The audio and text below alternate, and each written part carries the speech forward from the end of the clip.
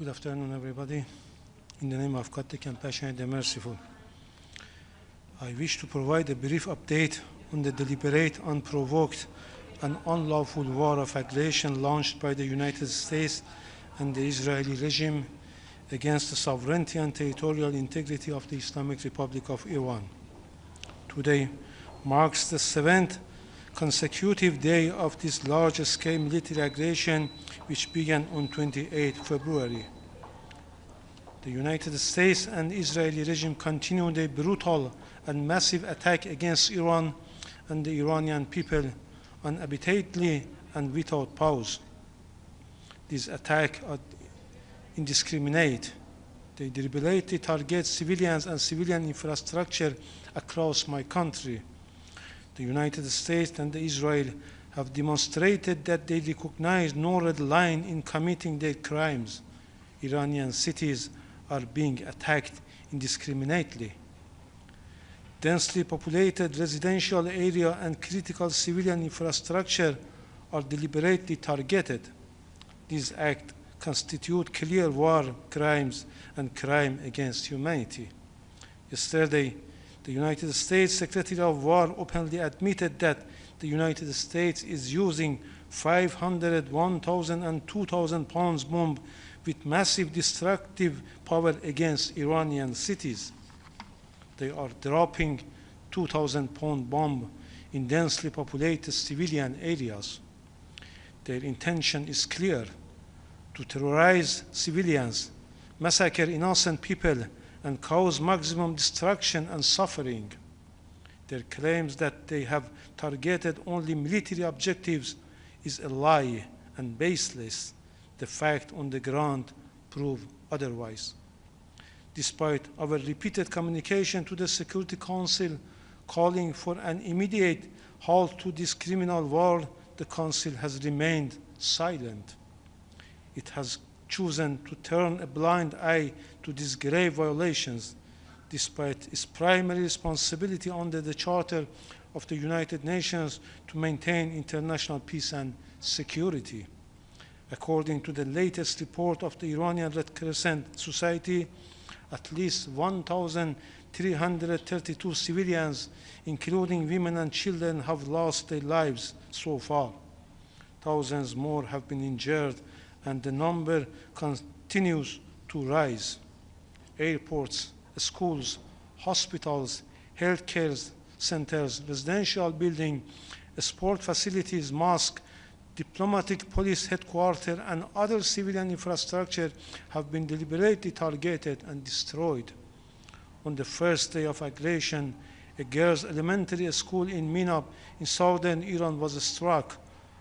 175 schoolgirls were martyred in that attack.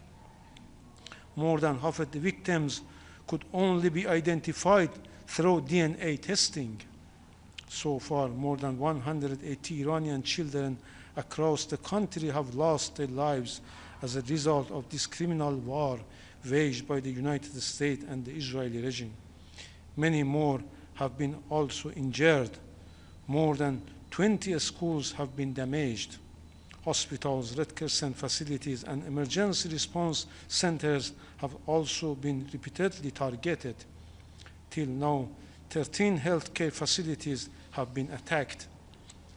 Yesterday, several civilian sports and recreational facilities in Tehran and other cities were deliberately targeted. The Azadi Stadium and large parts of the Azadi Sport Complex were destroyed. The Be'esat Sport Complex and the National Judo Team training camp were also heavily damaged.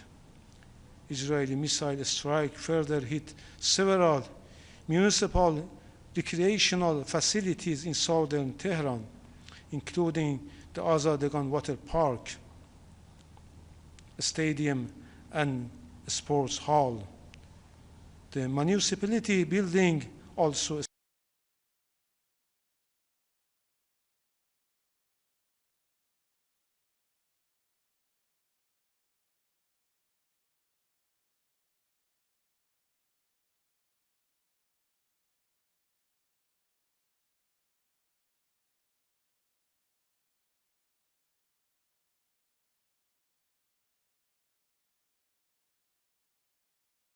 in wrestling, judo, and taekwondo have been martyred in those attacks.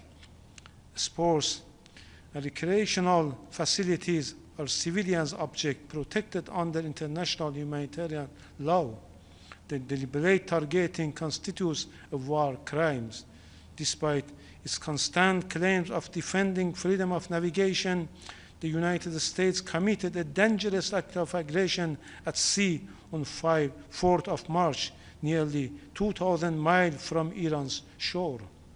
The Iranian frigate Dena, which was on the goodwill visit and upon invitation was with the Indian Navy and carrying around 130 sailors, was attacked in international waters. Nearly 100 Iranian sailors were martyred. The U.S. committed a war crime.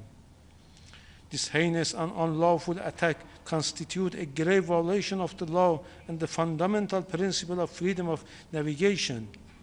We reiterate our call on the Security Council and Secretary General to condemn the aggression, war crimes, and crime against humanity that are being committed by the United States and the Israeli regime against our people, to force the aggressor to put an immediate end to all crimes and military attack against Iran and against civilian and civilian infrastructure, to ensure accountability for these grave violations of international humanitarian law and war crimes.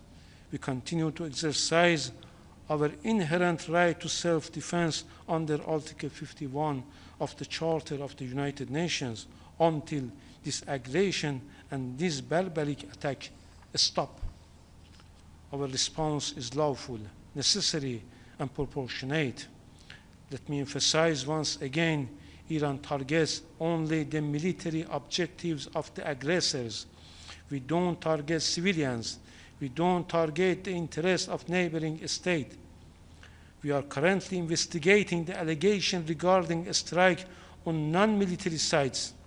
Our initial assessment indicates that some of these incidents may have resulted from the interceptions or interference by the United States defense system, which could have diverted from intended military targets. Under international law, every state has a clear obligation not to allow its territory to be used for act of aggression against another state. Iran does not seek war. Iran does not seek escalation, but Iran will never surrender its sovereignty.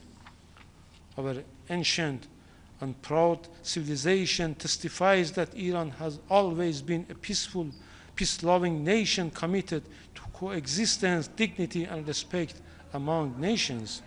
We will take all necessary measures to defend our people, our territory, and our independence. The alleged statement by the President of the United States regarding the election of a new supreme leader in Iran constitute a clear violation of the principles of non-interference in the internal affairs of states as enshrined in the Charter of the United Nations. Iran is a sovereign and independent state. It does not accept and will never allow any foreign power to interfere in its internal affairs. Our constitution is clear. The selection of Iran's leadership will take place strictly in accordance with our constitutional procedures and solely by the will of the Iranian people, without any foreign interference. We call on all member states to condemn this aggression, war crimes, and take urgent action to stop this criminal war against the Iranian people, a war that poses a serious threat to regional and international peace and security. The Security Council must act now, firmly, clearly, and without delay. Failure to act will have catastrophic consequences. Today it is Iran. Tomorrow it could be any other member states. Thank you. Ambassador, do you have a response to President Trump? How is your munitions stop, Barry? That's it? You're not trying to talk to the media?